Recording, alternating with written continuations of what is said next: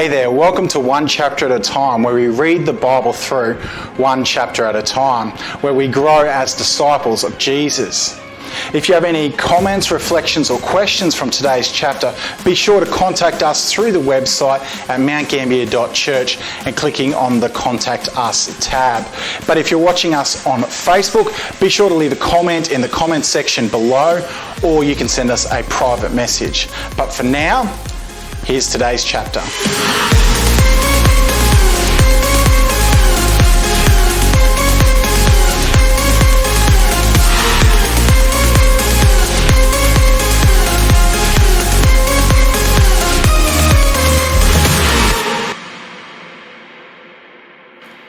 Hello, I'm reading from the book of Mark, chapter 6.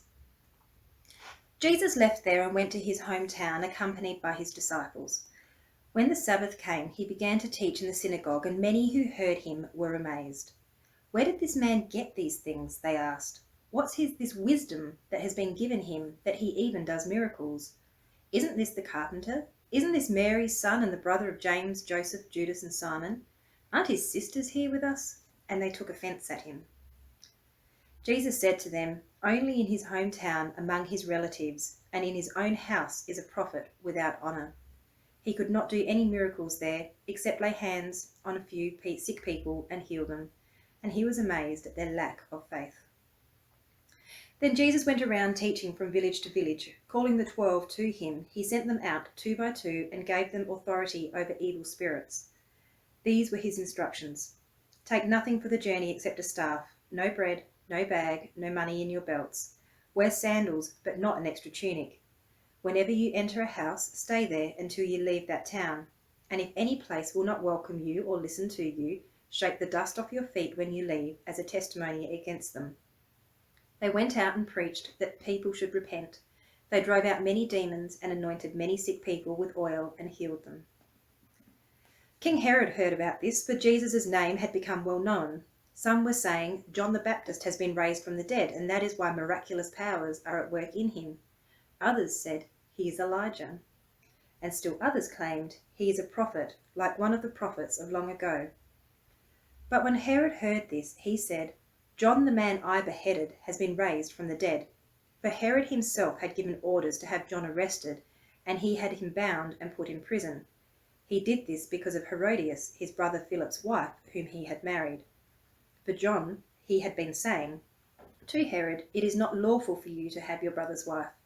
So Herodias nursed a grudge against John and wanted to kill him, but she was not able to, because Herod feared John and protected him, knowing him to be a righteous and holy man. When Herod heard John, he was greatly puzzled, yet he liked to listen to him. Finally, the opportune time came. On his birthday, Herod gave a banquet for his high officials and military commanders and the leading men of Galilee. When the daughter of Herodias came in and danced, she pleased Herod and his dinner guests. The king said to the girl, "Ask me for anything you want, and I'll give it to you." And he promised her with an oath, "Whatever you ask, I will give you, up to half my kingdom." She went out and said to her mother, "What shall I ask for?" "The head of John the Baptist," she answered. At once the girl hurried in to the king with the request, "I want you to give me, right now, the head of John the Baptist on a platter." The king was greatly distressed, but because of his oaths and his dinner guests, he did not want to refuse her. So he immediately sent an executioner with orders to bring John's head. The man went, beheaded John in his prison, and brought back his head on a platter. He presented it to the girl, and she gave it to her mother. On hearing of this, John's disciples came and took his body and laid it in a tomb.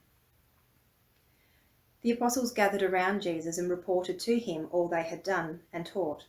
Then, because so many people were coming and going that they did not even have the chance to eat, he said to them, "Come with me by yourselves to a quiet place and get some rest."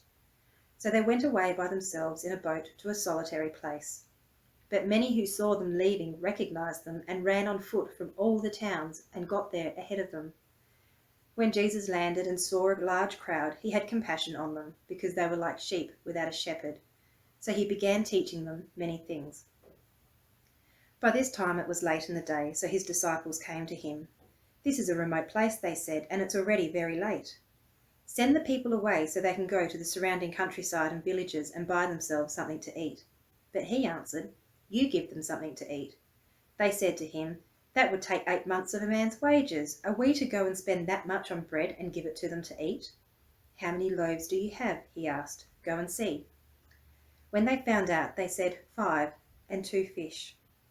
Then Jesus directed them to have all the people sit down in groups on the green grass. So they sat down in groups of hundreds and fifties. Taking the 5 loaves and the 2 fish, and looking up to the heavens, he gave thanks and broke the loaves. Then he gave them to his disciples to set before the people. He also divided the 2 fish among them all. They all ate and were satisfied, and the disciples picked up the 12 baskets of broken pieces of bread and fish. The number of men who had eaten was 5,000. Immediately Jesus made his disciples get into the boat and go on ahead of him to Bethsaida, while he dismissed the crowd. After leaving them, he went up on a mountainside to pray. When evening came, the boat was in the middle of the lake, and he was alone on the land. He saw the disciples straining at the oars because the wind was against them. About the 4th watch of the night, he went out to them, walking on the lake. He was about to pass by them, but when they saw him walking on the lake, they thought he was a ghost. They cried out, because they all saw him and were terrified. Immediately he spoke to them and said, "Take courage, it is I. Don't be afraid." Then he climbed into the boat with them, and the wind died down. They were completely amazed, for they had not understood about the loaves. Their hearts were hardened. When they had crossed over, they landed at Gennesaret and anchored there. As soon as they got out of the boat, people recognized Jesus. They ran throughout that whole region and carried the sick on mats to wherever they heard he was.